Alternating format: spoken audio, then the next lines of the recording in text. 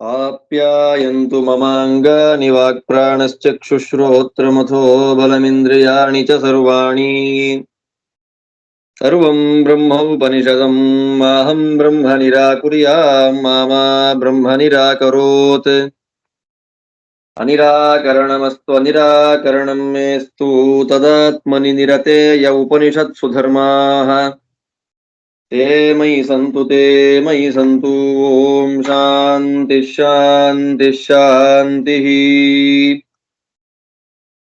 अत्युद्रिक्त विदोष सत्सुख महाज्ञानैकतानप्रभा सर्वप्राभव शक्ति भोग बल सत्सारात्म दिव्याकृतिम् सृष्टिस्थान निरोध नित्य नियति ज्ञान प्रकाशावृति अंतामोक्ष विमोक्षदं हरिमजं नित्यं सदोपास्महे हरि ओम।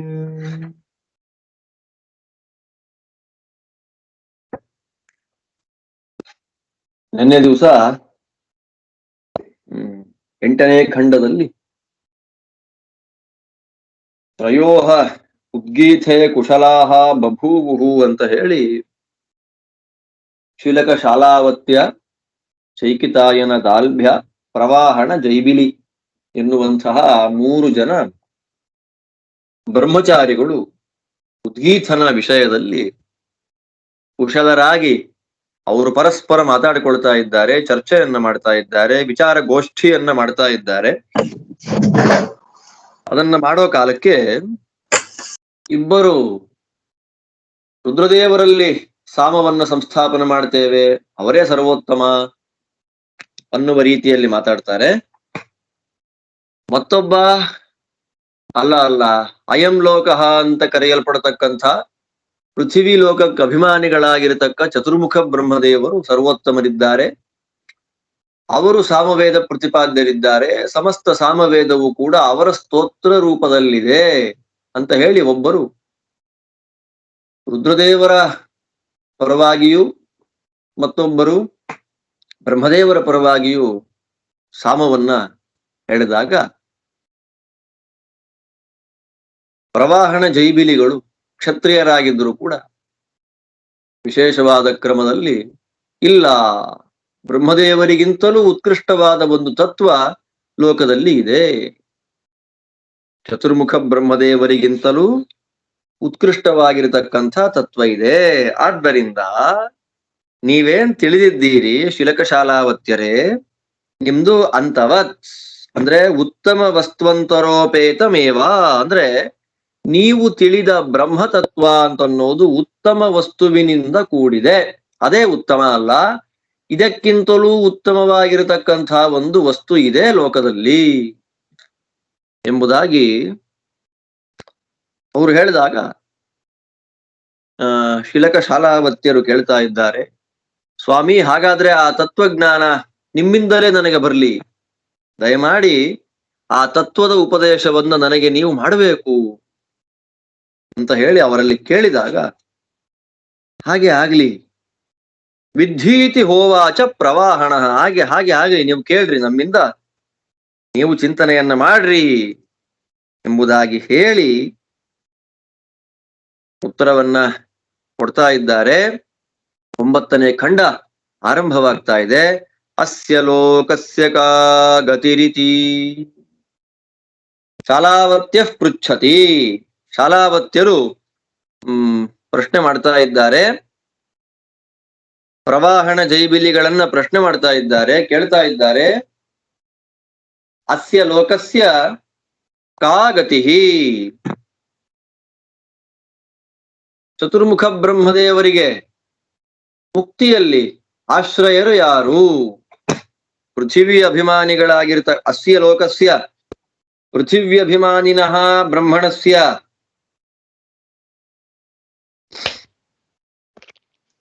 ಬ್ರಹ್ಮಣಃ ಕಾ ಗತಿ, ಪೃಥಿವ್ಯಭಿಮಾನಿಗಳಾಗಿರ್ತಕ್ಕಂಥ ಬ್ರಹ್ಮದೇವರಿಗೆ ಗತಿ ಯಾರು ಎಂಬುದಾಗಿ ಪ್ರಶ್ನೆಯನ್ನು ನಾನು ಬ್ರಹ್ಮಣಸ್ಯ ಅಂತ ಹೇಳಿಬಿಟ್ಟೆ, ಬ್ರಹ್ಮಣ ಅಂತ ಆಗಬೇಕು, ಗತಿ ಯಾರು ಎನ್ನುವಂತ ಪ್ರಶ್ನೆಗೆ ಉತ್ತರವನ್ನ ಕೊಡ್ತಾ ಇದ್ದಾರೆ.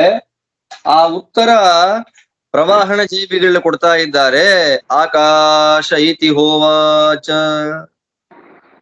ಯಾರು? ಆಕಾಶ. ಅಸ್ಯ ಲೋಕಸ್ಯ ಕಾಗತಿ. ಪೃಥಿವ್ಯಭಿಮಾನಿಗಳಾಗಿರ್ತಕ್ಕ ಚತುರ್ಮುಖ ಬ್ರಹ್ಮದೇವರಿಗೆ ಮುಕ್ತಿಯಲ್ಲಿ ಯಾರು ಆಶ್ರಯ ಅಂತ ಕೇಳಿದ್ದಕ್ಕೆ ಅವರು ಕೊಟ್ಟ ಉತ್ತರ ಪ್ರವಾಹನ ಜೈಬಿಲಿಗಳು ಆಕಾಶ.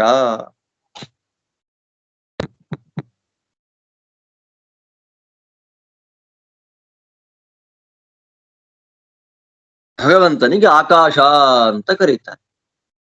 ಯಾಕೆ? ಆಚಾರ್ಯ ಭಾಷ್ಯ ಬರಿತಾ ಇದ್ದಾರೆ. ಆಕಾಶ ಇತಿ ಹೋವಾಚ ಅಂದ್ರೆ ಬ್ರಹ್ಮದೇವರಿಗಿಂತ ಉತ್ತಮರು ಯಾರು? ಭಗವಂತನೇ. ವಿಷ್ಣುರಾಕಾಶ ನಾಮಕಃ.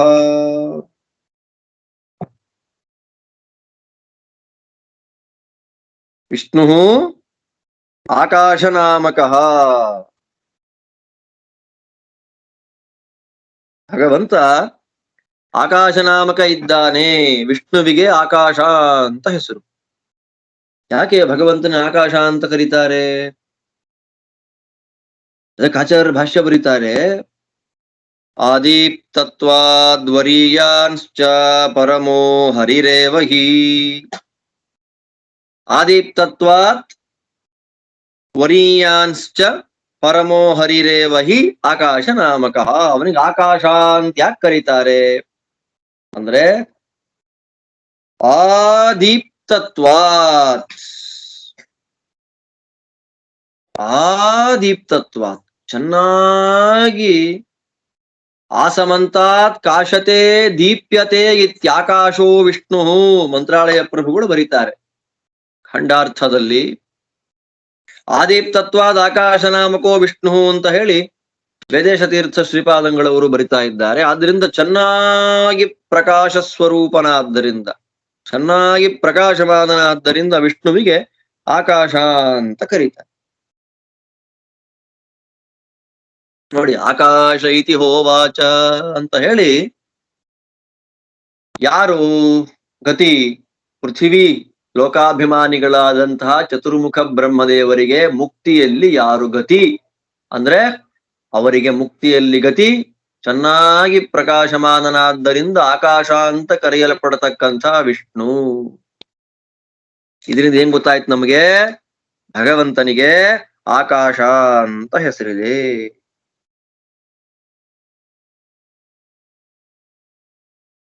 ಅವನಿಗೆ ಆಕಾಶ ಅಂತ ಹೆಸರಿದೆ.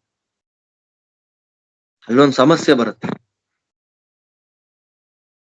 ಅಲ್ಲ. ಆಕಾಶ ಅಂತಂದ್ರೆ ಭೂತಾಕಾಶ ಅಲ್ವಾ? ಪಂಚಭೂತಗಳಲ್ಲಿ ಒಂದಾಗಿರತಕ್ಕ ಪೃಥಿವ್ಯಪ್ ತೇಜೋ ವಾಯುರಾಕಾಶ ಎನ್ನುವ ಪಂಚಭೂತಗಳಲ್ಲಿ ಒಂದಾಗಿರ್ತಕ್ಕ ಆಕಾಶ, ಜಡವಾದ ಆಕಾಶ ಯಾಕಾಗಬಾರದು? ಇಲ್ಲಿ ಹೇಳಿದಂತಹ ಆಕಾಶ ವಿಷ್ಣು ಯಾಕಾಗಬೇಕು? ಜಡಾಕಾಶ ಯಾಕಾಗಬಾರದು?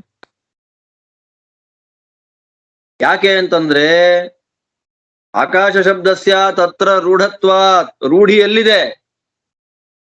ಆಕಾಶ ಶಬ್ದದ ರೂಢಿ ವಿಷ್ಣುವಿನಲ್ಲಿದೆಯೋ ಭೂತಾಕಾಶದಲ್ಲಿದೆಯೋ? ನೋಡ್ರಿ, ಆಕಾಶ ಎಷ್ಟು ಶುಭ್ರವಾಗಿದೆ ಅಂತಂದ್ರೆ ವಿಷ್ಣು ಅಂತ ಯಾರಿಗೂ ಬರೋದಿಲ್ಲ. ರೂಢಿ ಎಲ್ಲಿರುವಂಥದ್ದು? ಆಕಾಶ ಶಬ್ದ ರೂಢವಾಗಿರುವಂಥದ್ದು ಭೂತಾಕಾಶದಲ್ಲಿ.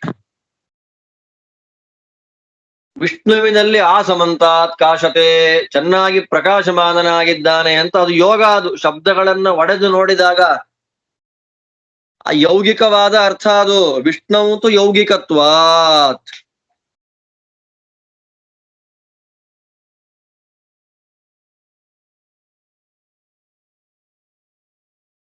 ಅಲ್ವಾ? ವಿಷ್ಣುವಿನಲ್ಲಿ ಯೌಗಿಕವಾಗಿ ಆಕಾಶ ಶಬ್ದ ಇದೆ ಅಂದ್ರೆ ಯೋಗದಿಂದ ವಿಷ್ಣುವಿನಲ್ಲಿ ಆಕಾಶ ಶಬ್ದ ಪ್ರವೃತ್ತವಾಗಿದೆ. ಆಕಾಶ ಅಂತ ಹೇಳ್ತಾ ಇದ್ದ ಹಾಗೆ ನಮಗೆ ಸಹಜವಾಗಿ ಬರುವಂತ ಅರ್ಥ ಯಾವುದು ಅಂತಂದ್ರೆ ಭೂತಾಕಾಶ. ಜಡವಾದ ಭೂತಾಕಾಶವೇ ನಮಗೆ ಬರುತ್ತಷ್ಟೇ ಹೊರತು ಈ ವಿಷ್ಣು ಅಂತ ಅನ್ನೋದು ಬರೋದಿಲ್ಲ.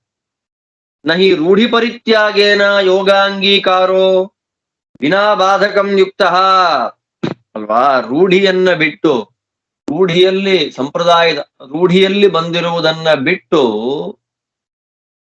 ಯೋಗವನ್ನ ಸ್ವೀಕಾರ ಮಾಡಿಕೊಳ್ಳುವುದು ಸರಿ ಇಲ್ಲ. ಯಾಕೆ?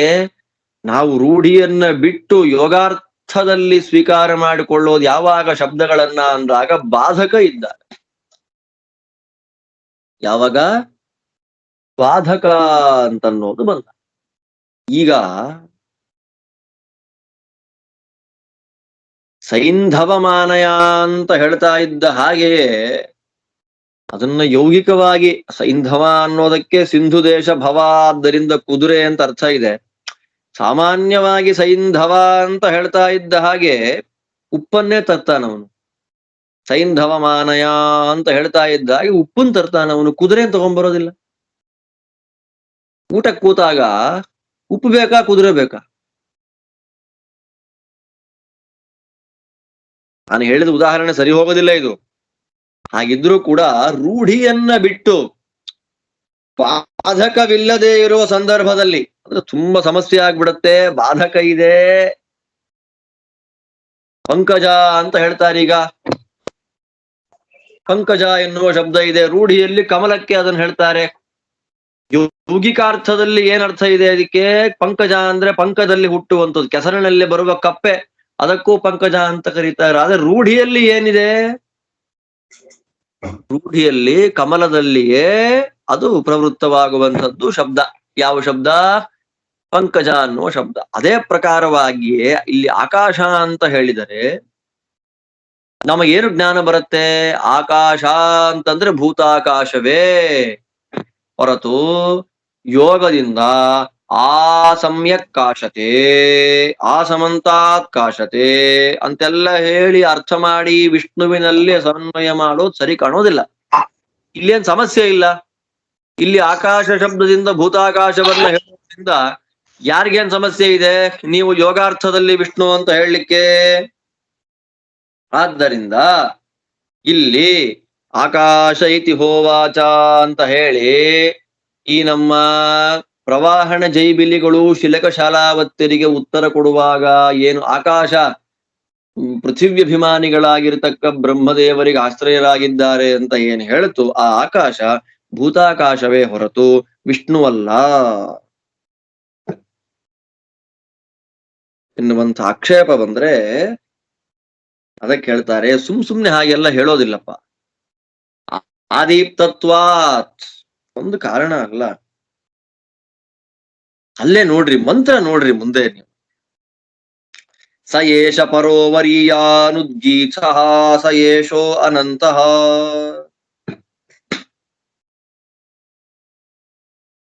ಮಂತ್ರ ಅತ್ಯಂತ ಸ್ಪಷ್ಟವಾಗಿ ಹೇಳ್ತಾ ಇದೆ. ಮುಂದಕ್ಕೆ ಆಕಾಶ ಇತಿ ಹೋವಾಚ ಅಂತ ನಿಲ್ಸಿಲ್ಲ. ಆ ಮಂತ್ರದ ಕೊನೆ ಭಾಗ ನೋಡ್ರಿ. ಮಂತ್ರದ ಕೊನೆ ಭಾಗ ಏನಿದೆ? ಸ ಏಷ ಪರೋವರೀಯಾನ್ ಉದ್ಗೀತ ಸ ಏಷಃ ಅನಂತಃ ಅಂತ ಹೇಳಿ ಅತ್ಯಂತ ಸ್ಪಷ್ಟವಾಗಿ ಆಕಾಶಕ್ಕೆ ಪರೋವರೀಯಸ್ತ್ವ ಅನಂತತ್ವ ಗುಣಗಳನ್ನು ಹೇಳ್ತಾ ಇದೆ. ಪರೋವರೀಯ ಅಂತ ಹೇಳಿದ್ರೆ ಅತ್ಯುತ್ತಮವಾದದ್ದು. ಅಧಿಕಂ ವರೀಯಾನ್ ಪರೋವರೀಯಾನ್ ಅಂತ ಆಚಾರ್ಯರ ಭಾಷ್ಯ. ಅತ್ಯಧಿಕವಾಗಿ ಉತ್ತಮನಾದವನು ಪರೋವರೀಯ ಅಂತ ಹೇಳಿದ್ರೆ ಅತ್ಯಧಿಕವಾಗಿ ಶ್ರೇಷ್ಠನಾದವನು ಅನ್ನೋ ತಾತ್ಪರ್ಯ ನಿಮಗಲ್ಲಿ.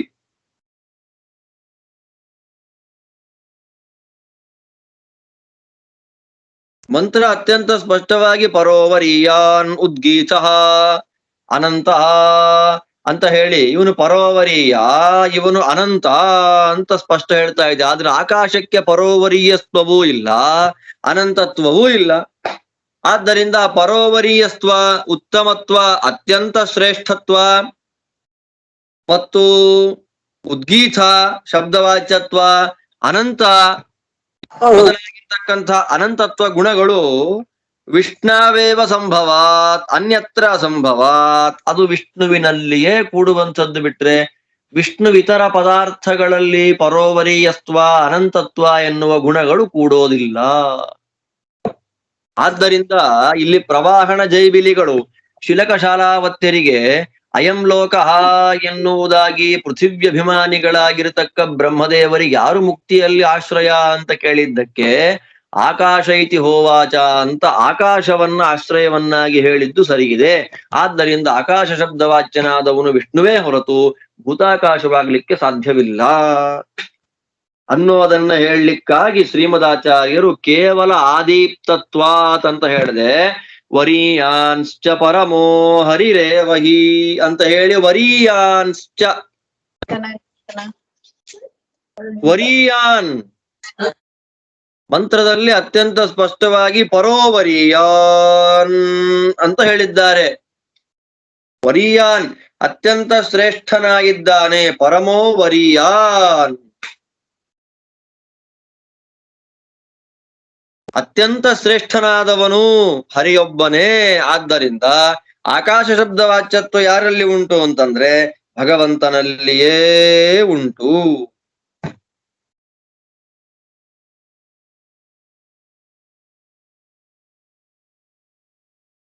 ಅದಕ್ಕೆ ಆಚಾರ್ಯಲ್ಲಿ ವರೀಯಾನ್ ಚ ಎನ್ನುವ ಚ ಶಬ್ದವನ್ನ ಪ್ರಯೋಗ ಮಾಡ್ತಾರೆ. ಪ್ರಮಾಣ ಸತ್ತತ್ವ ಅಂತ ಪ್ರಮಾಣ ಗ್ರಂಥ ಅದು.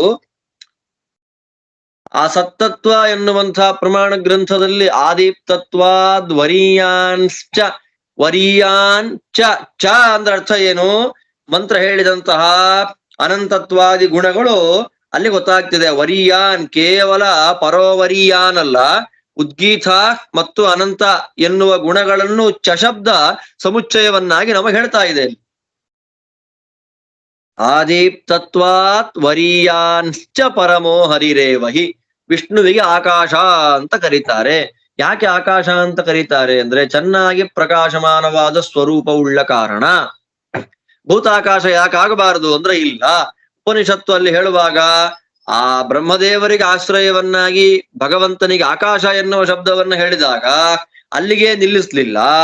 ಆಕಾಶಕ್ಕೆ ಪರೋವರೀಯಸ್ತ್ವ ಅತ್ಯುತ್ತಮತ್ವವನ್ನ ಹೇಳಿದೆ, ಅನಂತತ್ವವನ್ನ ಹೇಳಿದೆ, ಉದ್ಗೀತ ಶಬ್ದ ವಾಚ್ಯತ್ವವನ್ನು ಹೇಳಿದೆ.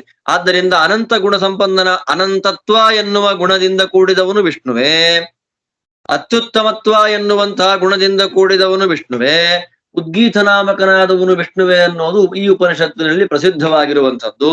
ಆದ್ದರಿಂದಲೇ ಬೇರೆಯವರಾಗ್ಲಿಕ್ಕೆ ಸಾಧ್ಯ ಇಲ್ಲ. ಅದಕ್ಕಾಗಿಯೇ ಶ್ರೀಮದ್ ಆಚಾರ್ಯರು ಆಕಾಶ ನಾಮಕಃ ವಿಷ್ಣು ಆದೀಪ್ತತ್ವಾತ್ ಅಂತ ಹೇಳಿ ವರೀಯಾನ್ಶ್ಚ ಪರಮೋ ಹರಿರೇವಹಿ, ಪರಮೋ ವರೀಯಾನ್ ಅತ್ಯಂತ ಶ್ರೇಷ್ಠನಾಗಿದ್ದಾನೆ ಭಗವಂತ ಮತ್ತು ಪ್ರಕಾಶಮಾನ ಸ್ವರೂಪನಾಗಿದ್ದಾನೆ. ಈ ಎಲ್ಲ ಕಾರಣಗಳಿಂದ ಆಕಾಶ ಶಬ್ದ ವಾಚ್ಯತ್ವ ಯಾರಲ್ಲಿ ಬರ್ತಾ ಇದೆ?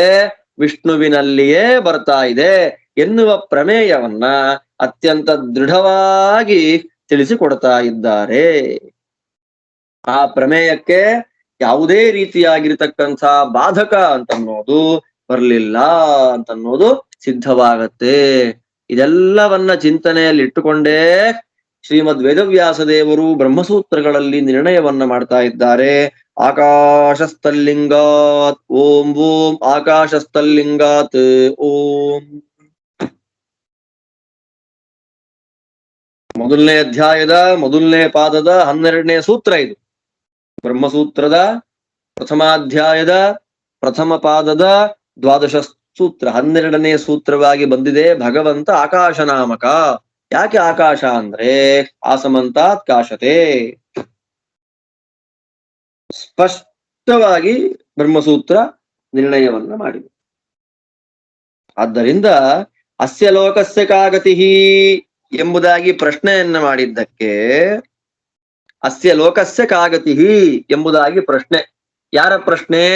ಶುಲಕ ಶಾಲಾವತ್ಯರ ಪ್ರಶ್ನೆ. ಯಾರಲ್ಲಿ? ಪ್ರವಾಹಣ ಜೈಬಿಲಿಗಳಲ್ಲಿ. ಅವರು ಕೊಟ್ಟ ಉತ್ತರ ಏನು? ಅಯಂ ಲೋಕಃ ಎಂಬುದಾಗಿ ಕರೆಯಲ್ಪಡತಕ್ಕ ಪೃಥ್ವಿ ಲೋಕಕ್ಕೆ ಅಭಿಮಾನಿಗಳಾದ ಚತುರ್ಮುಖ ಬ್ರಹ್ಮದೇವರಿಗೆ ಆಶ್ರಯನಾದವನು ಆಕಾಶನಾಮಕನಾದ ಭಗವಂತ. ಈಗ ಗೊತ್ತಾಯ್ತು. ಮುಂದೆ ಹೇಳ್ತಾರಲ್ಲಿ ಆ ಆಕಾಶನಾಮಕನಾಗಿರ್ತಕ್ಕ ಭಗವಂತನ ಮಹಿಮೆಯನ್ನು ಹೇಳ್ತಾರೆ. ಇಲ್ಲಿ ಆಕಾಶನಾಮಕನಾದವನು ವಿಷ್ಣು ಅಂತ ಗೊತ್ತಾಯ್ತು. ಭೂತಾಕಾಶಕ್ಕೆ ಇಲ್ಲ ಇಲ್ಲಿ ಪ್ರಸಕ್ತಿ. ಇಲ್ಲಿ ಉಪನಿಷತ್ತಿನಲ್ಲಿ ಪ್ರಸಕ್ತವಾದ ಆಕಾಶ ಶಬ್ದವಾಚ್ಯತ್ವ ವಿಷ್ಣುವಿನಲ್ಲಿಯೇ ಸೂತ್ರೋಕ್ತವಾಗಿರ್ತಕ್ಕಂತಹ ನಿರ್ಣಯ. ಬ್ರಹ್ಮಸೂತ್ರಗಳಲ್ಲಿ ವೇದವ್ಯಾಸ ದೇವರು ಅತ್ಯಂತ ಸ್ಪಷ್ಟವಾಗಿ ಆಕಾಶಸ್ಥಲಿಂಗಾತ್ ಎನ್ನುವ ಸೂತ್ರದ ಮೂಲಕ ನಿರ್ಣಯವನ್ನು ಮಾಡಿ ಕೊಟ್ಟು ಬಿಟ್ಟಿದ್ದಾರೆ. ಗೊತ್ತಾಯ್ತು. ಅವನ ತಸ್ಯ ಮಹಿಮಾನಮಾಹ ಕಥಮೇತಸ್ಯ ಪೃಥಿವ್ಯಭಿಮಾನಿ ಬ್ರಹ್ಮಗತಿತ್ವಂ. ಇಂಥ ಆಕಾಶ ಶಬ್ದ ವಾಚ್ಯನಾಗಿ ಆಕಾಶನಾಮಕನಾಗಿರತಕ್ಕಂಥ ಭಗವಂತನಿಗೆ, ವಿಷ್ಣುವಿಗೆ ಪೃಥಿವಿ ಅಭಿಮಾನಿಗಳಾಗಿರತಕ್ಕ ಚತುರ್ಮುಖ ಬ್ರಹ್ಮದೇವರಿಗೆ ಆಶ್ರಯತ್ವ ಅನ್ನೋದು ಹೇಗೆ ಬಂತು ಅನ್ನೋದನ್ನ ಹೇಳ್ತಾ ಆಕಾಶನಾಮಕನಾದ ವಿಷ್ಣುವಿನ ಅಸಾಧಾರಣವಾದ ಮಹಿಮಾತಿಶಯಗಳನ್ನ ಇವ್ರು ಹೇಳ್ತಾ ಇದ್ದಾರೆ. ಯಾರು? ಪ್ರವಾಹಣ ಜೈಬಿಲಿಗಳು. ಸರ್ವಾಣಿ ಹವಾ ಇಮಾನಿ ಭೂತಾನಿ ಆಕಾಶಾದೇವ ಸಮುತ್ಪದ್ಯಂತೆ ಆಕಾಶಂ ಪ್ರತ್ಯಸ್ತಯಂತಿ. ಅತ್ಯಂತ ಸ್ಪಷ್ಟ ಹೇಳುತ್ತೆ. ಇಮಾನಿ ಪ್ರಮಾಣ ಪ್ರಮಿತಾನಿ ಸರ್ವಾಣಿ, ಪ್ರಮಾಣ ಪ್ರಮಿತವಾಗಿರತಕ್ಕಂತಹ ಈ ಎಲ್ಲವೂ ಅಂದ್ರೆ ಬ್ರಹ್ಮಾದಿ ಭೂತಾನಿ, ಪ್ರಮಾಣ ಪ್ರಸಿದ್ಧಾನಿ ಭೂತಾನಿ ಬ್ರಹ್ಮರುದ್ರಾದೀನಿ ಆಕಾಶಾದೇವ ಸಮುತ್ಪದ್ಯಂತೆ. ಎಲ್ಲವೂ ಪ್ರಮಾಣ ಪ್ರಸಿದ್ಧವಾಗಿರತಕ್ಕಂತಹ ಎಲ್ಲ ಭೂತಗಳು ಬ್ರಹ್ಮರುದ್ರಾದಿ ಸಕಲರೂ ಕೂಡ ಆಕಾಶಾದೇವ ಸಮುತ್ಪದ್ಯಂತೆ ಆಕಾಶನಾಮಕನಾಗಿರತಕ್ಕ ಭಗವಂತನಿಂದಲೇ ಹುಟ್ಟುತ್ತಾ ಇದ್ದಾರೆ. ಆಕಾಶಂ ಪ್ರತಿ ಅಸ್ತಂ ಯಂತಿ. ಕೊನೆಗೆ ಲಯ ಆಗುವಾಗ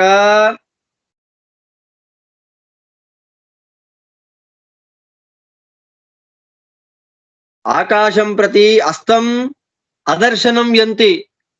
ಆಕಾಶದಲ್ಲಿಯೇ ಲಯವನ್ನ ಹೊಂದು ಬಿಡ್ತಾರೆ. ತತ್ರೈವ ಪ್ರಳಯೇ ಮುಕ್ತೌಚ ಲೀಲಾನಿ ಭವಂತಿ. ಪ್ರಳಯ ಕಾಲದಲ್ಲಿ ಆಕಾಶನ ಒಳಗೆ ಸೇರಿಬಿಡ್ತಾರೆ. ಮುಕ್ತಿಯಲ್ಲೂ ಕೂಡ ಆಕಾಶನನ್ನೇ ಆಶ್ರಯನನ್ನಾಗಿ ಪಡೆದು ಬಿಡ್ತಾರೆ. ಆದ್ದರಿಂದ ಸಕಲ ಪ್ರಮಾಣ ಪ್ರಸಿದ್ಧವಾಗಿರತಕ್ಕ ಎಲ್ಲ ಭೂತಗಳು ಬ್ರಹ್ಮರುದ್ರಾದಿ ಸಕಲರುಗಳು ಕೂಡ ಆಕಾಶನಾಮಕನಾಗಿರತಕ್ಕ ಭಗವಂತನಿಂದಲೇ ಹುಟ್ಟುತ್ತಾರೆ. ಪ್ರಳಯ ಕಾಲದಲ್ಲಿ ಮತ್ತು ಮುಕ್ತಿಯಲ್ಲಿ ಆಕಾಶನಾಮಕನಾದ ಭಗವಂತನನ್ನೇ ಪ್ರವೇಶ ಮಾಡ್ತಾ ಇದ್ದಾರೆ. ಆದ್ದರಿಂದ ಉಪನಿಷತ್ತಿನಲ್ಲಿ ಹೇಳಬೇಕಾದ್ರೆ ಸರ್ವಾಣಿ ಹವಾ ಅಂತ ಹೇಳಿ ಹವೈ ಎಂಬುದಾಗಿ ಇಲ್ಲಿ ಹೇಳಿದ ಪ್ರಮೇಯ ವೇದ ಪ್ರಸಿದ್ಧವಾದದ್ದು. ಆತ್ಮಾವಾ ಇದಮೇಕ ಏವಾಗ್ರ ಆಸೀನ್ನಾನ್ಯತ್ಕಿಂಚ ನಮಿಷತ್ ಅಂತ ಐತರೇಯದಲ್ಲಿ ಬಂತು ನೋಡ್ರಿ, ನೆನಪು ಮಾಡ್ಕೊಳ್ರಿ. ತುಂಬಾ ವಿಸ್ತಾರವಾಗಿ ಹೇಳಿದ್ರು ಅದನ್ನ ಆಚಾರ್ಯರು. ಅದರಂತೆ ಭಗವಂತ ಒಬ್ಬನೇ ಇದ್ದ, ಅಲ್ಲಿಂದ ಎಲ್ಲ ಬಂದದ್ದು. ಯಥೋವಾ ಇಮಾನಿ ಭೂತಾನಿ ಜಾಯಂತೆ ಯೇನ ಜಾತಾನಿ ಜೀವಂತಿ ಯತ್ ಪ್ರಯಂತ್ಯಭಿಸಂಬಿಶಂತಿ ತದ್ವಿಜಿಜ್ಞಾಸಸ್ವ ತದ್ಬ್ರಹ್ಮ. ತೈತ್ರಿಯದಲ್ಲಿ ನೀವು ಕೇಳಿದ್ದೀರಿ. ಯಥೋವಾ ಇಮಾನಿ ಭೂತಾನಿ ಜಾಯಂತೆ, ಅದೇ ಸರ್ವಾಣಿ ಹವಾ ಇಮಾನಿ ಭೂತಾನಿ ಆಕಾಶಾದೇವ ಸಮುತ್ಪತ್ಯತಃ. ಯಾವ ಪರಬ್ರಹ್ಮನಿಂದ, ಯಾರಿಂದ ಸಕಲ ಭೂತಗಳು ಹುಟ್ಟುತ್ತದೋ ಅವನೇ ಬ್ರಹ್ಮ. ಜಿಜ್ಞಾಸೆ ಮಾಡು ಅಂತ ಅಲ್ಲಿ ವರುಣದೇವರು ಭೃಗುಮುನಿಗಳಿಗೆ ಹೇಳಿದ್ರು.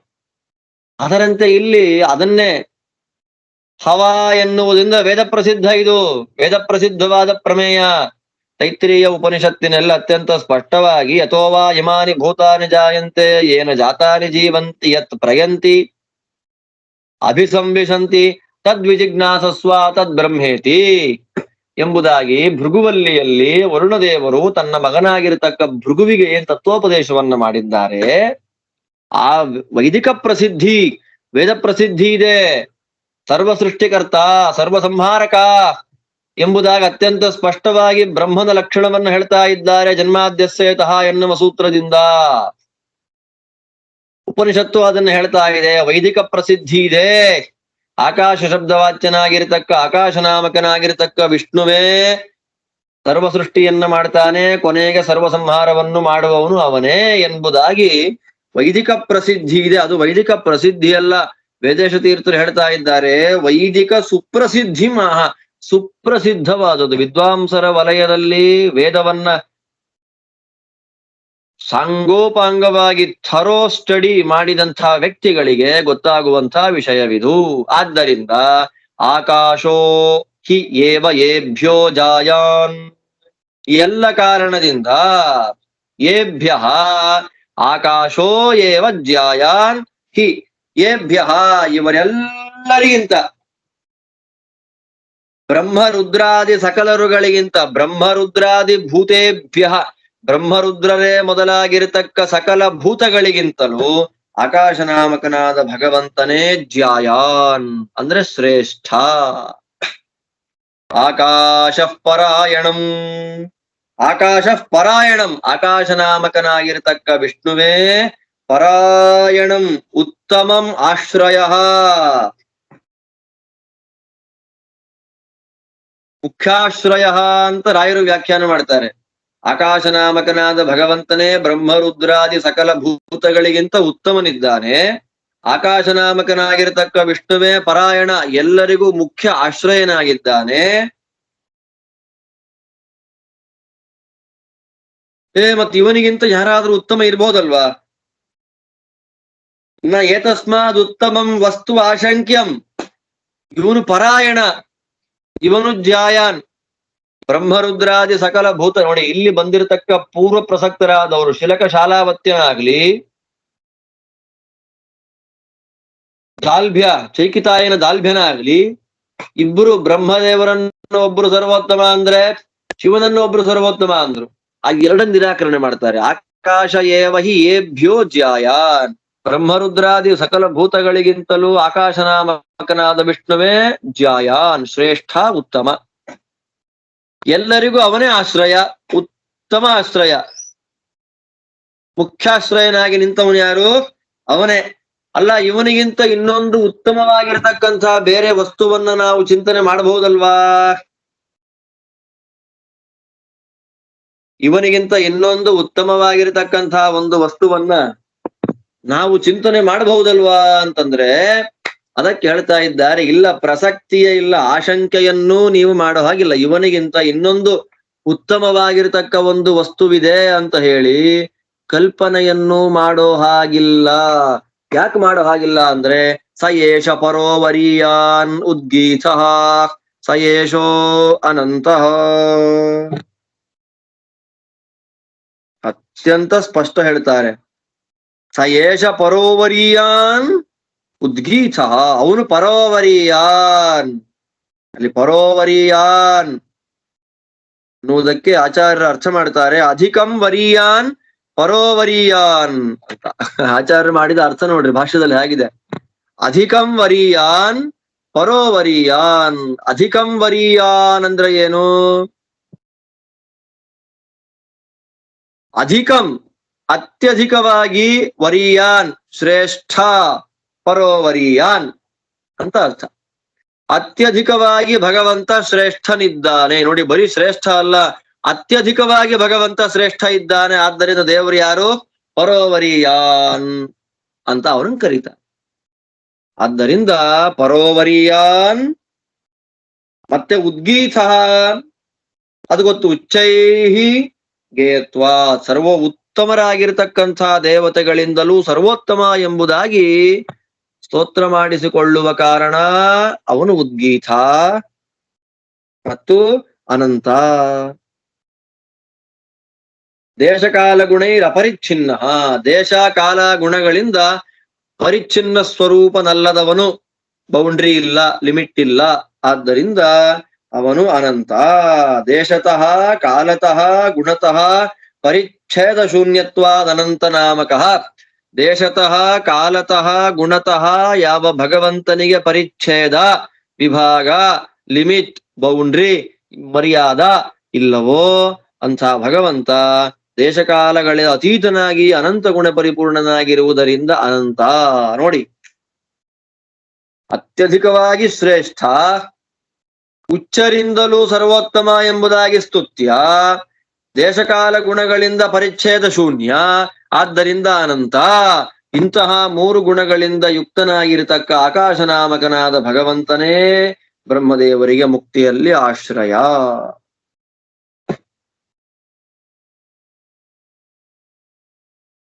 ಅದನ್ನು ತಿಳ್ಕೊಳ್ಬೇಕು ನೀವು ಅಂತ ಹೇಳಿ ಆ ಪ್ರವಾಹಣ ಜೈಬಿಲಿಗಳು ಶಿಲಕಶಾಲಾವತ್ಯನಿಗೆ, ಚೈಕಿತಾಯನ ದಾಲ್ಭ್ಯನಿಗೆ ಹೇಳ್ತಾರೆ. ಅಂದ್ರೆ ಭಗವಂತನ ಸರ್ವೋತ್ತಮತ್ವವನ್ನ ಪ್ರತಿಪಾದನೆ ಮಾಡಿದ್ರು.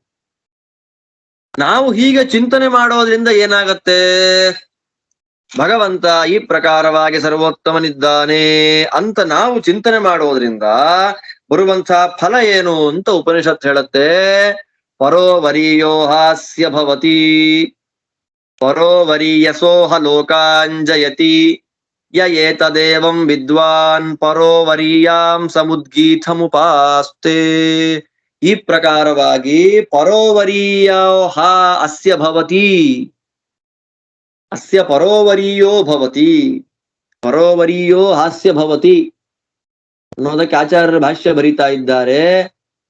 ಪರೋವರೀಯ ಅಸ್ಯ ರಕ್ಷಕಂ ಭವತಿ, ಪರೋವರೀಯೋ ಹಾಸ್ಯ ಭವತಿ ಅಂದ್ರೆ ಈ ಪ್ರಕಾರವಾಗಿ ಭಗವಂತನನ್ನ ಆಕಾಶ ಅಂತ ತಿಳಿದು ಉಪಾಸನೆ ಮಾಡತಕ್ಕಂಥ ವ್ಯಕ್ತಿಗೆ ಬರುವಂತ ಒಂದು ಫಲ ಏನು ಅಂತಂದ್ರೆ ಭಗವಂತ ಅವನಿಗೆ ರಕ್ಷಕನಾಗಿ ಬರ್ತಾನೆ.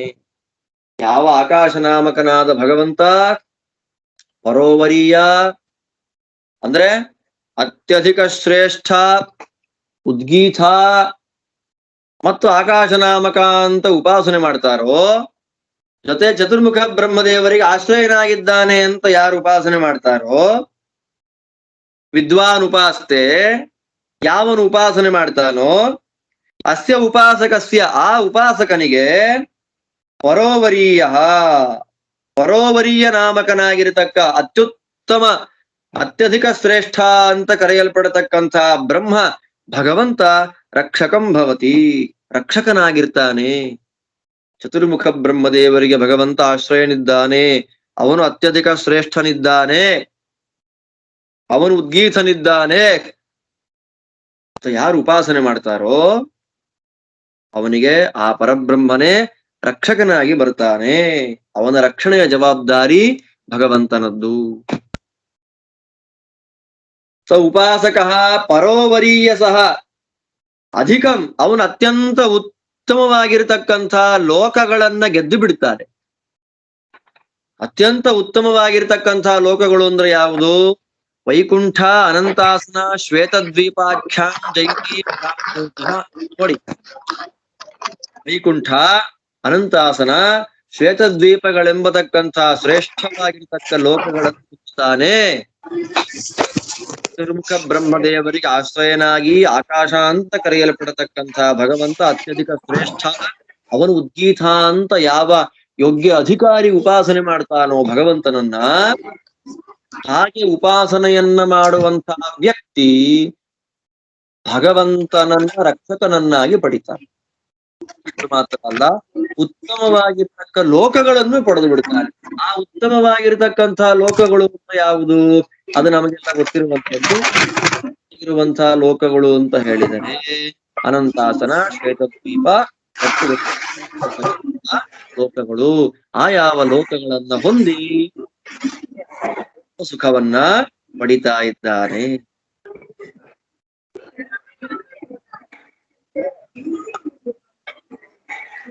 ಇದನ್ನೇ ನಮಗೆ ತಿಳಿಸ್ಕೊಡ್ಬೇಕಾಗುತ್ತೆ.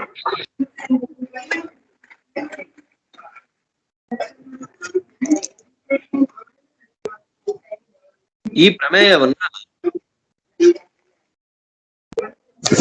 ನಮಗೆ ಇವರು ಚೆನ್ನಾಗಿ ಇಲ್ಲಿ ತನಕ ಆಕಾಶನಾಮಕನಾಗಿರ್ತಕ್ಕ ಭಗವಂತ ಸರ್ವೋತ್ತಮ ಅಂತ ಹೇಳಿದ್ರು.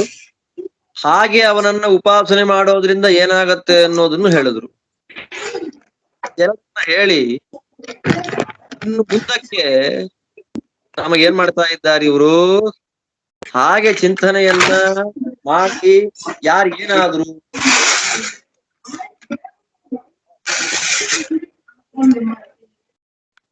ಅನ್ನೋದನ್ನ ತಿಳಿಸಿಕೊಡ್ತಾರೆ.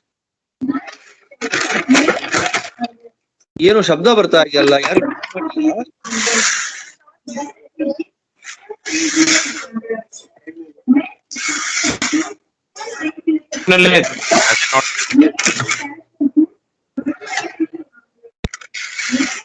ಯಾಕೋ ಡಿಸ್ಟರ್ಬೆನ್ಸ್ ಬರ್ತಾ ಇದೆ.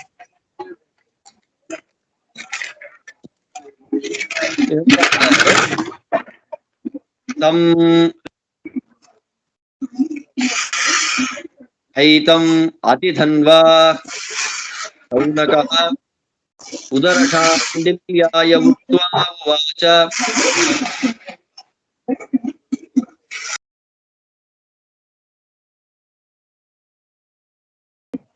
ಇಲ್ಲಿ ನೋಡೋಣ. ಪರೋವರಿಯೋ ಹಾಸ್ಯ ರಕ್ಷಕಂ ಭವತಿ ಅಂತ ಹೇಳಿ ಭಗವಂತ ಅತ್ಯಧಿಕ ಶ್ರೇಷ್ಠನಾಗಿರತಕ್ಕಂಥ ಭಗವಂತ ರಕ್ಷಕನಾಗಿ ಬರ್ತಾ ಇದ್ದಾನೆ ಅಂತ ಹೇಳಿ ಏನು ಪ್ರಮೇಯವನ್ನ ಹೇಳಿದ್ರು ಅದನ್ನ ವಿವರಿಸಿ ಹೇಳಬೇಕು. ಇವಾಗ ಆ ಪ್ರಮೇಯವನ್ನ ಈಗೇನ್ ಮಾಡಬೇಕು, ವಿವರಿಸಿ ಹೇಳಬೇಕು. ಅದಕ್ಕಾಗಿ ನಮಗೊಂದು ಕಥೆಯನ್ನ ಹೇಳ್ತಾರೆ. ಯಾವ ಕಥೆ ಅದು? ಒಂದು ಉದಾಹರಣೆ ಅಂತ ನಮಗಿಲ್ಲಿ ಅವರು ಹೇಳ್ತಾ ಇದ್ದಾರೆ. ತಮ್ಮ ಏತಂ ಅತಿಧನ್ವ ಶೌನ ಉದರ ಶಾಂಡಿಲ್ಯಾಯ ಉಕ್ತ್ವಾ.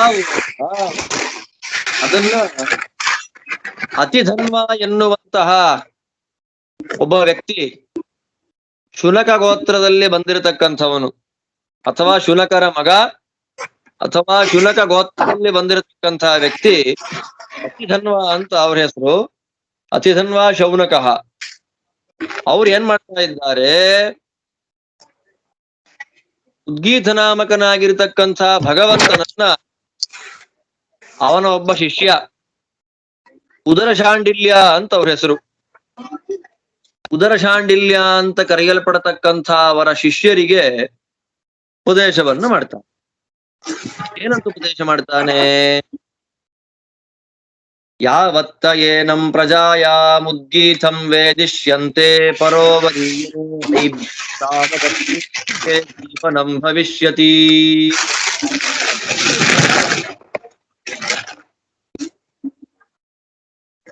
ಏನು? ಯಾವತ್ತಃ ಏನಂ ಪ್ರಜಾಯಾಮುದ್ಗೀತಂ ವೇದಿಷ್ಯಂತೆ. ಯಾವತ್ತಃ, ಇದರ ಫಲ, ಉದ್ಗೀತೋಪಾಸನೆಯನ್ನು ಮಾಡೋದ್ರಿಂದ ಬರುವಂತಹ ಫಲ ಏನು ಅಂತಂದ್ರೆ, ಯಾವತ್ತಃ ಏನಂ ಉದ್ಗೀತಂ, ಯಾವತ್ತಃ ಏನಂ ಉದ್ಗೀತಂ. ಇದು ಉಪಾಸನೆಯನ್ನ ಮಾಡ್ಲಿಕ್ಕೆ ಯೋಗ್ಯರಿರ್ಬೇಕು. ಅವರನ್ನೇ ಶಾಸ್ತ್ರದಲ್ಲಿ ಅಧಿಕಾರಿ ಅಂತ ಕರೀತಾರೆ. ಅಧಿಕಾರಿಗಳಾಗಿರ್ತಕ್ಕಂಥವರ ವರ್ಗದಲ್ಲಿ ಈ ಉದ್ಗೀತ ನಾಮಕನಾಗಿರ್ತಕ್ಕಂಥ ಭಗವಂತನನ್ನ ಯಾವತ್ತಃ ಪ್ರಮಾಣೇನ, ಯಾವತ್ ಕಾಲ ಪರ್ಯಂತಂ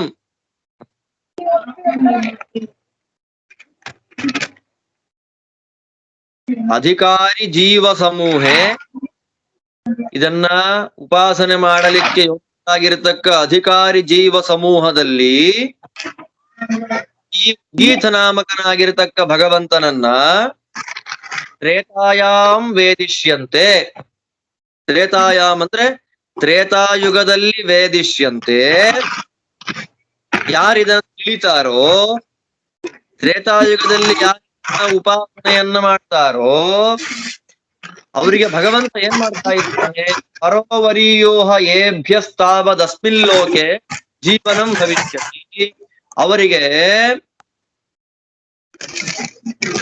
ಪರೋವರೀಯ ಉತ್ತಮವಾಗಿರತಕ್ಕಂತಹ ಲೋಕಗಳನ್ನ ಭಗವಂತ ಕೊಡ್ತಾನೆ. ಉತ್ತಮವಾಗಿರತಕ್ಕ ಲೋಕಗಳಲ್ಲಿ ಜೀವನವನ್ನ ಮಾಡುವಂತೆ ಭಗವಂತ ಅನುಗ್ರಹವನ್ನ ಮಾಡ್ತಾನೆ.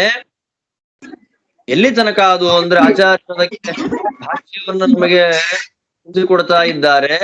ದ್ವಾಪರಾದಿ ಪರ್ಯಂತ, ದ್ವಾಪರದ ಆದಿಯವರೆಗೂ.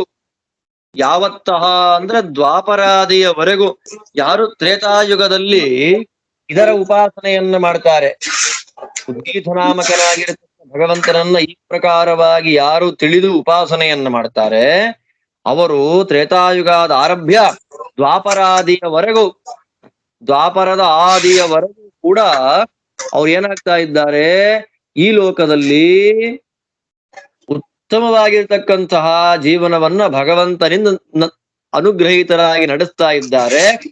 ಅಮುಷ್ಮಿನ್ ಲೋಕೆ ಲೋಕ ಇತಿ. ಪರಲೋಕದಲ್ಲಿಯೂ ಕೂಡ ಉತ್ತಮವಾಗಿರ್ತಕ್ಕಂತಹ ಜೀವನ ನಡೆಯತ್ತೆ ಅವರಿಗೆ. ಯಾರಿಗೆ? ಉಪಾಸನೆಯನ್ನ ಮಾಡತಕ್ಕ ವ್ಯಕ್ತಿಗಳಿಗೆ ಇದನ್ನ ಅತಿಧನ್ವ ಅಂತ ಕರೆಯಲ್ಪಡತಕ್ಕಂತಹ ಶೌನಕನ ಗೋತ್ರದಲ್ಲಿ ಬಂದಿರತಕ್ಕಂಥವ್ರು ತಮ್ಮ ಶಿಷ್ಯನಾಗಿರತಕ್ಕ ಉದರ ಶಾಂಡಿಲ್ಯರಿಗೆ ಹೇಳಿದ್ದು ನಮಗೆ ವಿಶ್ವಾಸವನ್ನ ಜನನ ಮಾಡ್ಲಿಕ್ಕಾಗಿ ಈ ಪ್ರಮೇಯದಲ್ಲಿ ಉದ್ಗೀತ ನಾಮಕ ಭಗವಂತನನ್ನ ಉಪಾಸನೆ ಮಾಡೋದ್ರಿಂದ ಏನಾಗತ್ತೆ ಅಂತ ಹೇಳುವ ಪ್ರಮೇಯದಲ್ಲಿ ನಮಗೆ ಆದರವನ್ನ ವಿಶ್ವಾಸವನ್ನ ಜನನ ಮಾಡ್ಲಿಕ್ಕಾಗಿ ವಿಶ್ವಾಸವನ್ನ ಉಂಟು ಮಾಡ್ಲಿಕ್ಕಾಗಿ ಅವ್ರೀಗ ಅತ್ಯಂತ ಸ್ಪಷ್ಟವಾಗಿ ಹೇಳಿದ್ದಾರೆ. ಏನಂತ? ಇದನ್ನ ಉದ್ಗೀತ ನಾಮಕನಾದ ಭಗವಂತನನ್ನ ತ್ರೇತಾಯುಗದಲ್ಲಿ ಯಾರು ತಿಳಿದು ಉಪಾಸನೆ ಮಾಡ್ತಾರೋ ಅವರು ದ್ವಾಪರಾದಿಯವರೆಗೂ ಇಹಲೋಕದಲ್ಲಿ ಉತ್ತಮವಾಗಿರ್ತಕ್ಕಂತ ಜೀವನವನ್ನ ಮಾಡ್ತಾರೆ ಭಗವದ್ ಅನುಗ್ರಹದಿಂದ. ಇನ್ನು ಪರಲೋಕದಲ್ಲಿ ಭಗವಂತ ಉತ್ಕೃಷ್ಟವಾಗಿರ್ತಕ್ಕಂತಹ ಲೋಕಗಳನ್ನ ಕೊಡ್ತಾನೆ.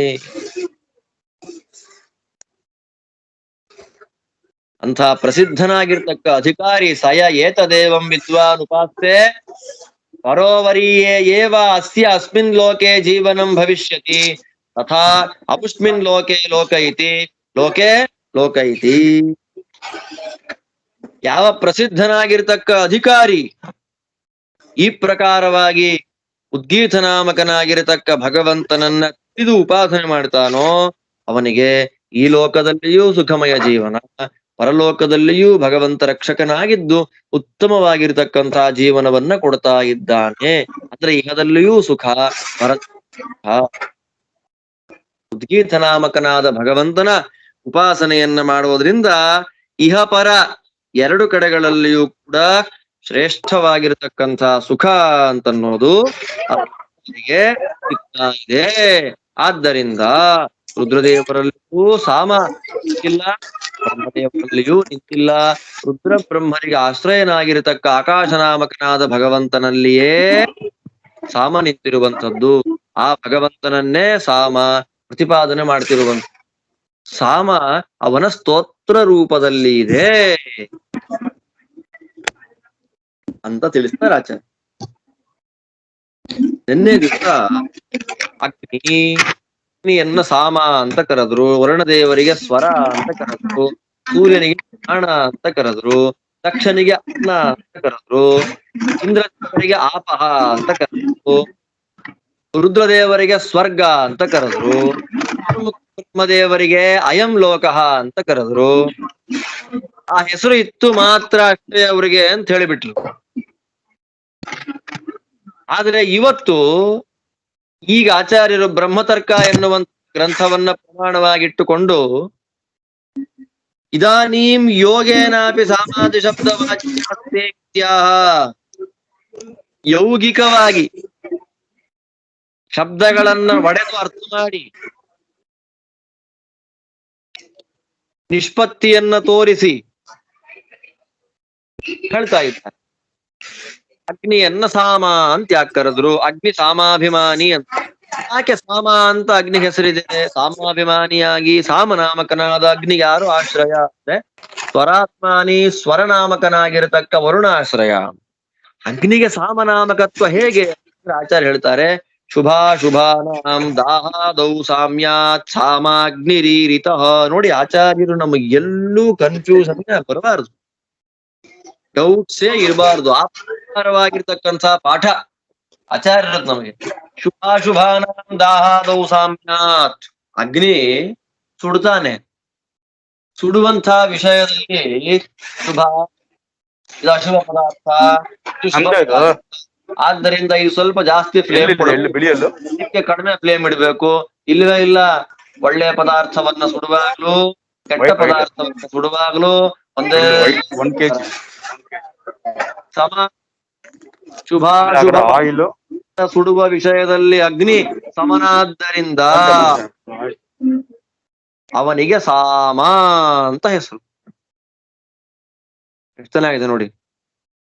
ಶುಭಾಶುಭ ಪದಾರ್ಥಗಳನ್ನು, ಒಳ್ಳೆಯ ಕೆಟ್ಟ ಪದಾರ್ಥಗಳನ್ನ ಸುಡಬೇಕಾದ್ರೆ ಒಂದೇ ರೀತಿ. ನೀವು ಕೈ ಇಡ್ರಿ ಹಾಗೆ ಸುಡ್ತಾನೆ, ಬಟ್ಟೆ ಇಡ್ರಿ ಹಾಗೆ ಸುಡ್ತಾನೆ, ಪೇಪರ್ ಇಡ್ರಿ ಹಾಗೆ ಸುಡ್ತಾನೆ. ಶುಭಾಶುಭ ಪದಾರ್ಥಗಳನ್ನ ಸುಡುವ ವಿಷಯದಲ್ಲಿ ಸಮನಾದ್ದರಿಂದ ಅಗ್ನಿಗೆ ಸಾಮ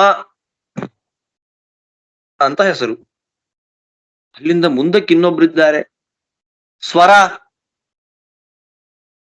ವರುಣದೇವರಿಗೆ ಸ್ವರ ಯಾಕೆ? ಸ್ವ ರ.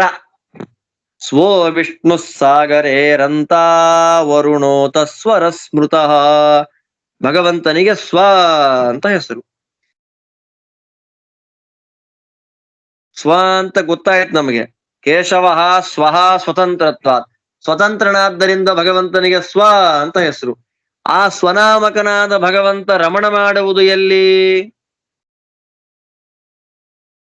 ಸ್ವ ಅಂತ ಕರೆಯಲ್ಪಡತಕ್ಕ ಭಗವಂತ ರಮಣವನ್ನ ಮಾಡೋದೆಲ್ಲಿ? ಭಗವಂತ ಇರೋದೆಲ್ಲಿ?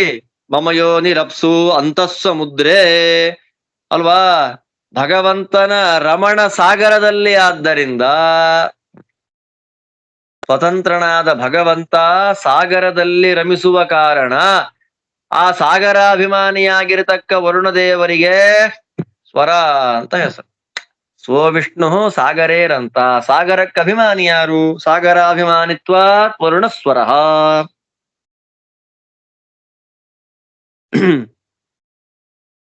ಭಗವಂತ ಸ್ವನಾಮಕನಾಗಿರ್ತಕ್ಕ ಭಗವಂತ ಸಾಗರದಲ್ಲಿ ಕ್ರೀಡಿಸ್ತಾನೆ. ರಮು ಕ್ರೀಡಾಯಾವಂತ ಧಾತುರಂತ ಕ್ರೀಡಿಸುವವನು.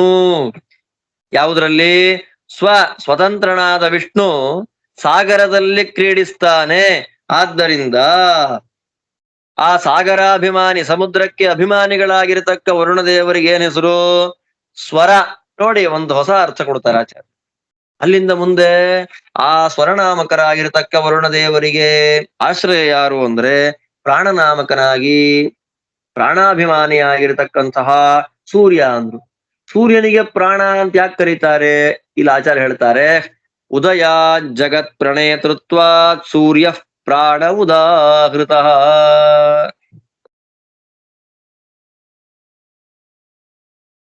ಉದಯಾತ್ ಜಗತ್ ಪ್ರಣೇತೃತ್ವಾತ್ ಉದಯೇನ ಜಗತ್ ಪ್ರವೃತ್ತಿ ಹೇತುತ್ವಾದಿತ್ಯರ್ಥ. ಪ್ರಾಣಶಕ್ತಿ ನಮ್ಮಲ್ಲಿ ಜಾಗೃತಿ ಆಗೋದು ಯಾವಾಗ? ಬೆಳಗ್ಗೆ ಎದ್ದಾಗ. ನಾವು ಬೆಳಗ್ಗೆ ಏಳುವಂತೆ ಮಾಡುವವನು ಯಾರು? ಸೂರ್ಯ. ಸೂರ್ಯೋದಯವಾಗ್ತಾ ಇದ್ದ ಹಾಗೆ ಜಗತ್ತು ಎದ್ದು ಬಿಡತ್ತೆ. ಜಗತ್ತಿನ ಪ್ರವೃತ್ತಿ ನೋಡ್ರಿ, ಉದಯೇನ ಜಗತ್ ಪ್ರವೃತ್ತಿ ಹೇತುತ್ವಾತ್. ಹುಟ್ಟುತ್ತಾ ಇದ್ದ ಹಾಗೆಯೇ ಜಗತ್ತವು ಕೆಲಸ ಮಾಡ್ಲಿಕ್ಕೆ ಶುರುವಾಗತ್ತೆ. ಜಗತ್ತಿಗೆ ಚಾಲನೆ ಅನ್ನೋದು ಸಿಗತ್ತೆ. ಆದ್ದರಿಂದ ಪ್ರಾಣ ಅಂದ್ರೆ ಚೇಷ್ಟೆ ಮಾಡಿಸುವವನು ಅಂತ, ಕೆಲಸ ಮಾಡಿಸುವವನು ಅಂತ. ಜನ ಕೆಲಸ ಮಾಡೋದು ಯಾವಾಗ? ಸೂರ್ಯ ಹುಟ್ಟಿದ ಮೇಲೆ. ಆದ್ದರಿಂದ ತಾನು ಉದಯಿಸುವುದರ ಮೂಲಕ ಜಗತ್ತಿಗೆ ಚಾಲನೆಯನ್ನ ಕೊಡ್ತಾನೆ. ಆದ್ದರಿಂದ ಸೂರ್ಯ ಪ್ರಾಣ.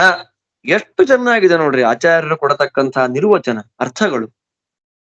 ಸರಿ, ಶುಭಾಶುಭಗಳನ್ನ ಸುಡುವ ವಿಷಯದಲ್ಲಿ ಸಮನಾದ್ದರಿಂದ ಅಗ್ನಿಸಾಮ.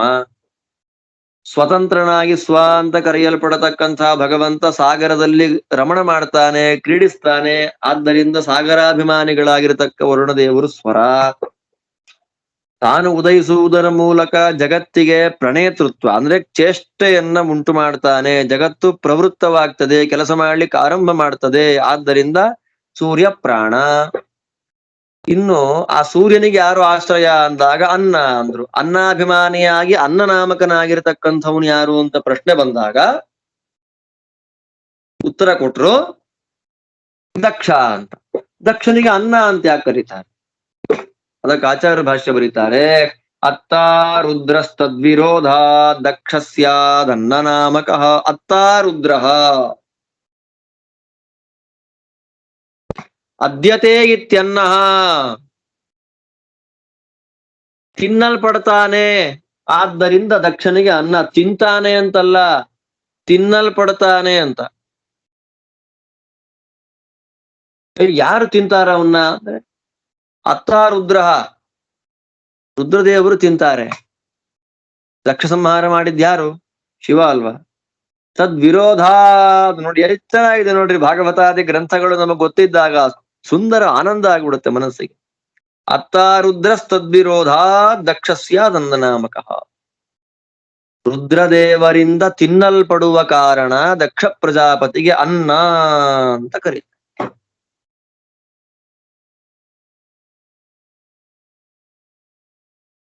ಗೊತ್ತಾಯ್ತು ನಮಗೆ.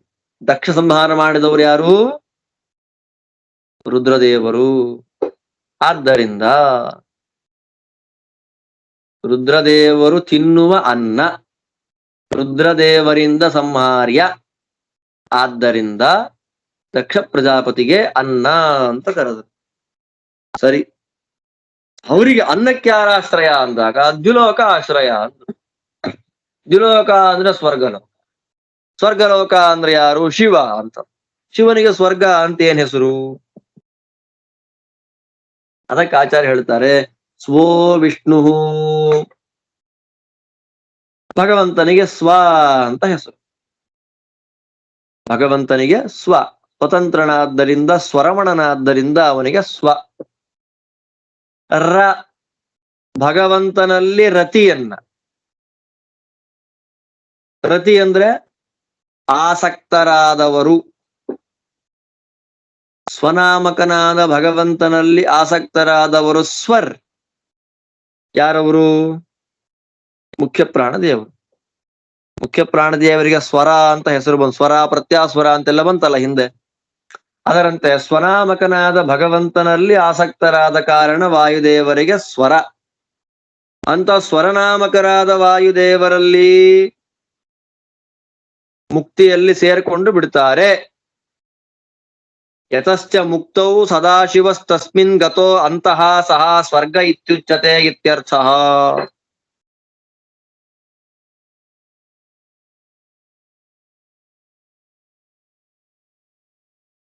ಸ್ವನಾಮಕನಾದ ವಿಷ್ಣುವಿನಲ್ಲಿ ಆಸಕ್ತರಾದ ಮುಖ್ಯ ಪ್ರಾಣದೇವರನ್ನೇ ಮುಕ್ತಿಯಲ್ಲಿ ಆಶ್ರಯ ಮಾಡಿಕೊಂಡಿರುವ ಕಾರಣ ರುದ್ರದೇವರಿಗೆ ಸ್ವರ್ಗ ಅಂತ ಹೆಸರು. ಎಷ್ಟು ಅದ್ಭುತ ಅರ್ಥ ನೋಡ್ರಿ.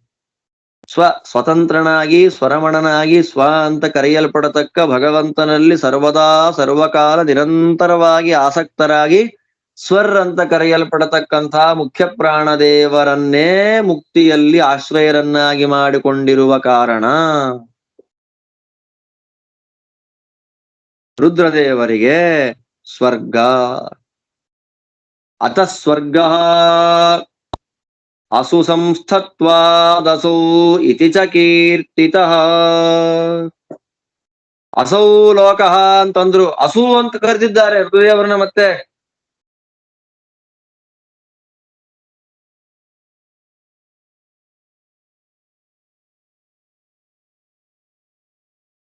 ಅಸೌ ಸ್ವರ್ಗ ಅಂತ. ಮುಕ್ತಿಯಲ್ಲಿ ವಾಯುದೇವರನ್ನ ಪ್ರವೇಶ ಮಾಡ್ತಾರೆ. ಮುಕ್ತಿಯಲ್ಲಿ ವಾಯುದೇವರನ್ನ ಪ್ರವೇಶ ಮಾಡ್ತಾರೆ ಅಂತಂದ್ರೆ ಇವರು ಶೇಷರಾಗಿ ಮುಕ್ತಿ, ವಾಯುದೇವರಿಗೆ ಬ್ರಹ್ಮನಾಗಿ ಮುಕ್ತಿ. ತಾತ್ಪರ್ಯ ಅಷ್ಟೇ. ಅಲ್ಲಿ ಸದಾಶಿವ ವಾಯುದೇವರಲ್ಲಿ ಪ್ರವೇಶ ಮಾಡ್ತಾನೆ ಅಂದ್ರೆ ಶೇಷನಾಗಿ ಬ್ರಹ್ಮದೇವರಲ್ಲಿ ಪ್ರವೇಶ ಮಾಡ್ತಾನೆ ಅಂತ ತಾತ್ಪರ್ಯ. ಅಸೌ ಸ್ವರ್ಗ ಅಂತಂದ್ರು ಈ ಸ್ವರ್ಗ ಅಂತ. ಮುಕ್ತಿಯಲ್ಲಿ ಮಾತ್ರ ವಾಯುದೇವರನ್ನ ಆಶ್ರಯನನ್ನಾಗಿ ಪಡೆದದ್ದಲ್ಲ, ಇಲ್ಲೂ ಕೂಡ ಅಸು ಅಂದ್ರೆ ವಾಯುದೇವರು, ಅಸೌ ಅಂದ್ರೆ ವಾಯುದೇವರಲ್ಲಿ. ಲೋಕದಲ್ಲಿಯೂ ಕೂಡ ವಾಯುದೇವರನ್ನೇ ಆಶ್ರಯ ಮಾಡಿಕೊಂಡಿದ್ದಾರೆ ರುದ್ರದೇವರು. ಅಸು ಸಂಸ್ಥತ್ವಾದ ಅಸೌ. ಇಲ್ಲಿಯೂ ಕೂಡ ರುದ್ರದೇವರು ಅಲ್ಲಾಡೋದು ಯಾರಿಂದ? ವಾಯುದೇವರಿಂದಲೇ. ಆದ್ದರಿಂದ ಅವರಿಗೆ ಅಸೌ ಅಂತ ಕರೀತಾರೆ. ಎಷ್ಟು ಚೆನ್ನಾಗಿದೆ ನೋಡ್ರಿ ವ್ಯಾಖ್ಯಾನಗಳು. ರುದ್ರದೇವರನ್ನ ಲೋಕದಲ್ಲಿಯೂ ಆಶ್ರಯ ಮಾಡಿಕೊಂಡು ಅಸೌ ಅಂತ ಕರೆಯಲ್ಪಡ್ತಾರೆ. ಮುಕ್ತಿಯಲ್ಲೂ ಅವರನ್ನೇ ಪ್ರವೇಶ ಮಾಡಿ ಅವರನ್ನೇ ಆಶ್ರಯರನ್ನಾಗಿ ಪಡೆದ ಕಾರಣ ಸ್ವರ್ಗ ಅಂತ ಕರೆಯಲ್ಪಡ್ತಾರೆ. ಇನ್ನು ಮುಂದೆ ಅಯಂ ಲೋಕಃ ಅಂತ, ಅಂತಹ ಸ್ವರ್ಗನ ಅಸೌ ಸ್ವರ್ಗ ಎಂಬ ಶಬ್ದ ವಾಚ್ಯರಾಗಿರತಕ್ಕಂತಹ ರುದ್ರದೇವರಿಗೆ ಯಾರು ಆಶ್ರಯ ಅಂತ ಕೇಳಿದ ಅಯಂ ಲೋಕಃ ಅಂತ. ಬ್ರಹ್ಮದೇವರಿಗೆ ಅಯಂ ಲೋಕಃ ಅಂತ ಹೆಸರು.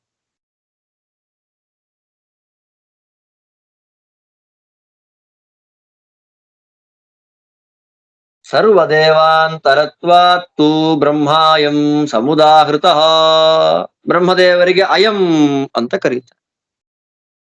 ಯಾಕೆ ಅವರು ಅಯಂ ಅಂದ್ರೆ ಸರ್ವದೇವಾಂತರತ್ವಾತ್, ಎಲ್ಲ ದೇವತೆಗಳ ಒಳಗೆ ಸನ್ನಿಹಿತರಾಗಿದ್ದಾರೆ. ಯಾವ ದೇವತೆಗಳ ಒಳಗೆ ಬ್ರಹ್ಮದೇವರಿಲ್ಲ ಹೇಳ್ರಿ?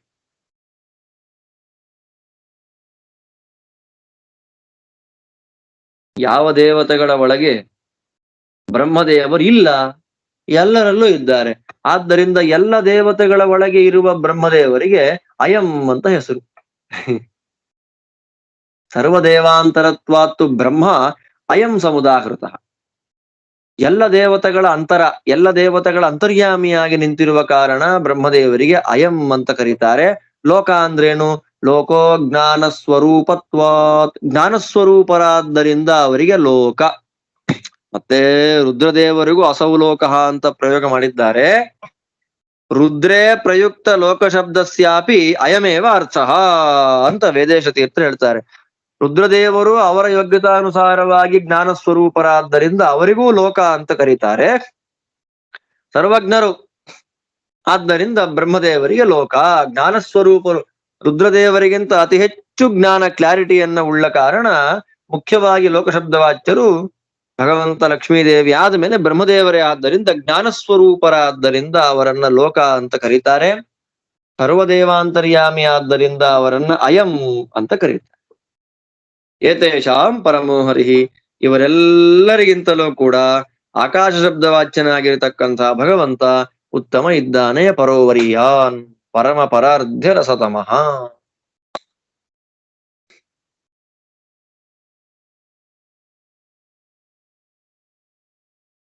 ಶುಭಾಶುಭ ವಸ್ತುಗಳನ್ನ ಸುಡುವುದರಲ್ಲಿ ಸಮನಾದ್ದರಿಂದ ಅಗ್ನಿಗೆ ಸಾಮ. ಸ್ವನಾಮಕನಾಗಿರತಕ್ಕ ವಿಷ್ಣು ಸಾಗರದಲ್ಲಿ ರಮಿಸುವ ಕಾರಣ ಸಾಗರ ದೇವತೆಯಾದ ವರುಣಸ್ವರ. ಹುಟ್ಟುವುದರ ಮೂಲಕ ಜಗತ್ತಿಗೆ ಚೇಷ್ಟೆಯನ್ನು ತಂದುಕೊಡುವ ಕಾರಣ ಸೂರ್ಯ ಪ್ರಾಣ. ರುದ್ರದೇವರಿಗೆ ಅನ್ನನಾದ್ದರಿಂದ ದಕ್ಷನಿಗೆ ಅನ್ನ. ಸ್ವನಾಮಕನಾಗಿರತಕ್ಕ ವಿಷ್ಣುವಿನಲ್ಲಿ ಆಸಕ್ತರಾದ ಮುಖ್ಯ ಪ್ರಾಣ ದೇವರನ್ನ ಮುಕ್ತಿಯಲ್ಲಿ ಆಶ್ರಯ ಮಾಡಿಕೊಂಡಿರುವ ಕಾರಣ ರುದ್ರ ಸ್ವರ್ಗ. ಈ ಲೋಕದಲ್ಲಿಯೂ ಕೂಡ ಮುಖ್ಯ ಪ್ರಾಣ ದೇವರಲ್ಲೇ ನೆಲೆ ನಿಂತಿರುವ ಕಾರಣ, ಆಶ್ರಯಿಸಿರುವ ಕಾರಣ ಅಸೌ. ಜ್ಞಾನ ಸ್ವರೂಪನಾದ್ದರಿಂದ ಲೋಕ. ಯಾರು? ಶಿವ. ಸರ್ವದೇವಾಂತರ್ಯಾಮಿಗಳಾಗಿ ನಿಂತಿರುವ ಕಾರಣ ಬ್ರಹ್ಮದೇವರು ಅಯಂ. ಮುಖ್ಯ ಜ್ಞಾನ ಸ್ವರೂಪರಾದ್ದರಿಂದ ಲೋಕಃ. ಇವರೆಲ್ಲರಿಗಿಂತಲೂ ಪರೋವರಿಯನಾಗಿರತಕ್ಕ ಭಗವಂತ ಉತ್ತಮ ಅಂತಾಯ್ತು. ಇಲ್ಲಿ ಒಂದು ಮಿಸ್ ಆಯ್ತು, ಆಪಹ ಅಂತ ಅನ್ನೋದು ಮಿಸ್ ಆಯ್ತು. ಇಂದ್ರೇ ಪ್ರಮಾಣೇನ ಅಪ್ಶಬ್ದಸ್ಯ, ಈ ಪ್ರಮಾಣದಲ್ಲಿ ಅಪ್ಶಬ್ದ ನಿರ್ವಚನ ಇಲ್ಲ. ಸಾಮ ಇದೆ, ಸ್ವರ ಇದೆ, ಪ್ರಾಣ ಇದೆ, ಸ್ವರ್ಗ ಇದೆ, ಅನ್ನ ಇದೆ, ಅಸೌವಿದೆ, ಅಯಂ ಲೋಕಃ ಎಲ್ಲ ಇದೆ. ಆದ್ರೆ ಆಪಹ ಎನ್ನುವುದಾಗಿ ಇಂದ್ರದೇವರನ್ನ ಕರೀತಾರಲ್ಲ, ಅದರ ನಿರ್ವಚನ ಇಲ್ಲಿಲ್ಲ. ಆ ನಿರ್ವಚನ ಇಲ್ಲದೆ ಇರೋದ್ರಿಂದ ಆಚಾರ್ಯ ಸ್ವಯಂ ಹೇಳಿಬಿಟ್ರು, ಸ್ವಯಂ ನಿರ್ವಕ್ತಿ. ಆ ಪಾಲನಾದಾಪ ಇಂದ್ರ, ಚೆನ್ನಾಗಿ ರಕ್ಷಣೆಯನ್ನು ಮಾಡುವ ಕಾರಣ ಇಂದ್ರದೇವರಿಗೆ ಆಪಹ. ದಿಕ್ಪಾಲಕರಿಗೆ ಒಡೆಯ ಅಲ್ವಾ? ಆಪಾದನಾತ್, ಚೆನ್ನಾಗಿ ರಕ್ಷಣೆಯನ್ನು ಆ ಸಮಂತಾತ್, ಎಲ್ಲ ಕಡೆಗಳಲ್ಲೂ ಲೋಕಗಳನ್ನ ಪಾಲನೆ ಮಾಡುವ ಕಾರಣ ಇಂದ್ರದೇವರಿಗೆ ಆಪಹ ಅಂತ ಕರೀತಾ ಇದ್ದಾರೆ. ಈ ಪ್ರಕಾರವಾಗಿ ಭಗವಂತ ಎಲ್ಲರಿಗೂ ಆಶ್ರಯನಾಗಿದ್ದಾನೆ. ಉದ್ಗೀತ ಎಂಬುದಾಗಿ ಉದ್ಗೀತನ ವಿಷಯದಲ್ಲಿ ತಿಳಿದು ಉಪಾಸನೆಯನ್ನ ಮಾಡಿದಂತಹ 3 ವ್ಯಕ್ತಿಗಳ ಕಥೆಯನ್ನ ಇಲ್ಲಿ ತಿಳಿಸಿಕೊಡ್ತಾ ಇದ್ದಾರೆ. ಅಲ್ಲಿಂದ ಇನ್ನು ಮುಂದೆ ಉದ್ಗೀತನ ವಿಷಯದಲ್ಲಿ ಮತ್ತೊಂದು ಸಾಮ, ಏಕದೇಶ, ಪ್ರಸ್ತಾವ, ಪ್ರತಿಹಾರ, ಉದ್ಗೀತ ಅಂತೆಲ್ಲ ಬರುತ್ತೆ. ಮುಂದಿನ ಕಥೆಗಳಿಗೆ, ಮುಂದಿನ ಪ್ರಮೇಯಕ್ಕೆ ಪ್ರವೇಶ ಮಾಡ್ಲಿಕ್ಕಾಗಿ ಇನ್ನೊಂದು ಕಥೆ, ಹಿಂದಿನ ಕಾಲದ ಒಂದು ಕಥೆ ತುಂಬಾ ಚೆನ್ನಾಗಿದೆ. ಆ ಕಥೆಯನ್ನ ಹೇಳೋದರ ಮೂಲಕ ಉಪನಿಷತ್ತು ಮುಂದಿನ ಪ್ರಮೇಯವನ್ನ ವಿಸ್ತಾರ ಮಾಡ್ತಾ ಇದೆ. ಈ ಪ್ರಕಾರವಾಗಿ ಇವತ್ತಿನ ದಿವಸ ನಾವೇನು ಇದು ಚಿಂತನೆ ಮಾಡಿದ್ದೇವೆ, ಉದ್ಗೀತ ನಾಮಕನಾದ ಭಗವಂತನನ್ನ ಶಿಲಕಶಾಲಾವತ್ಯ, ಚೈಕಿತಾಯನ ದಾಲ್ಭ್ಯ, ಪ್ರವಾಹಣ ಜೈವಿಲಿಗಳು ಅವರು ಚಿಂತನೆ ಮಾಡಿದ್ದು. ಶಿಲಕಶಾಲಾವತ್ಯ, ಚೈಕಿತಾಯನ ದಾಲ್ಭ್ಯರು ಬ್ರಾಹ್ಮಣರಾಗಿದ್ರು ಕೂಡ ಅವರು ತಿಳಿದದ್ದು ಅಲ್ಪ. ಯೋಗ್ಯನಾಗಿದ್ದಂತಹ ಪ್ರವಾಹಣ ಜೈಬಿಲಿಗಳು ಕ್ಷತ್ರಿಯರಾಗಿದ್ರು ಕೂಡ ಅವರಿಗಿಂತ ಜ್ಞಾನದಲ್ಲಿ ಉತ್ತಮನಾಗಿ ಭಗವತ್ ಸರ್ವೋತ್ತಮತ್ವದ ವಿಷಯದಲ್ಲಿ ಚೆನ್ನಾಗಿ ಕ್ಲಾರಿಟಿಯನ್ನ ಪಡೆದಿದ್ದ. ಅವನ ಮೂಲಕ ಅವರಿಬ್ಬರೂ ಉಪದೇಶವನ್ನ ಪಡೆದು ಅಲ್ಲಿಂದ ಮುಂದೆ ಉದ್ಗೀತನ ಉಪಾಸನೆಯನ್ನ ಮಾಡಿದ್ರು ಅಂತ ನಾವು ಊಹೆ ಮಾಡಬಹುದಾಗಿದೆ. ಅಂತ ಅದ್ಭುತವಾದ ಭಾಗ ಉಪನಿಷತ್ ಛಾಂದೋಗ್ಯದಲ್ಲಿ ಬಂದಿದೆ. ಅದಕ್ಕೆ ಜಗದ್ಗುರುಗಳಾದ ಶ್ರೀಮದ್ ಆನಂದ ತೀರ್ಥ ಭಗವತ್ಪಾದಾಚಾರ್ಯರು ಸುಂದರವಾಗಿರ್ತಕ್ಕಂತಹ ಭಾಷ್ಯ ರಚನೆಯನ್ನ ಮಾಡಿ ನಮಗೆ ಪರಮಾನುಗ್ರಹವನ್ನು ಮಾಡಿಕೊಟ್ಟಿದ್ದಾರೆ ಅಂತ ಭಾಷ್ಯ ಶ್ರವಣವನ್ನ ಮಾಡಿ ಮನನ ಮಾಡಿ ನಾನು ಮೊದಲೇ ಹೇಳಿದ ಹಾಗೆ ಮಂಗಳದ ಕಾಲಕ್ಕೆ ಅನುವಾದವನ್ನ ಮಾಡುವಷ್ಟು ನಾವು ರೆಡಿ ಆಗ್ಬಿಟ್ರೆ ಪಾಠ ಕೇಳಿದ್ದಕ್ಕೆ ಸಾರ್ಥಕ ಎನ್ನುವ ದೃಷ್ಟಿಯಲ್ಲಿ ಈ ಪಾಠವನ್ನ ಮಾಡ್ತಾ ಇದರಿಂದ ಪ್ರೀತರಾಗಿರ್ತಕ್ಕ ಭಗವಂತ ಒಳ್ಳೆ ಜ್ಞಾನವನ್ನ ಕೊಡ್ಲಿ ಅಂತ ಪ್ರಾರ್ಥನೆ ಮಾಡ್ತಾ ಇವತ್ತಿನ ಪಾಠವನ್ನು ಮುಗಿಸ್ತಾ ಇದ್ದೇನೆ. ಮತ್ತೆ ನಾಳಿನ ಪಾಠದಲ್ಲಿ ಭೇಟಿಯಾಗೋಣ. ಎಲ್ಲರಿಗೂ ಭಗವಂತ ಒಳ್ಳೇದು ಮಾಡ್ಲಿ. ಶ್ರೀಕೃಷ್ಣಾರ್ಪಣಮಸ್ತು.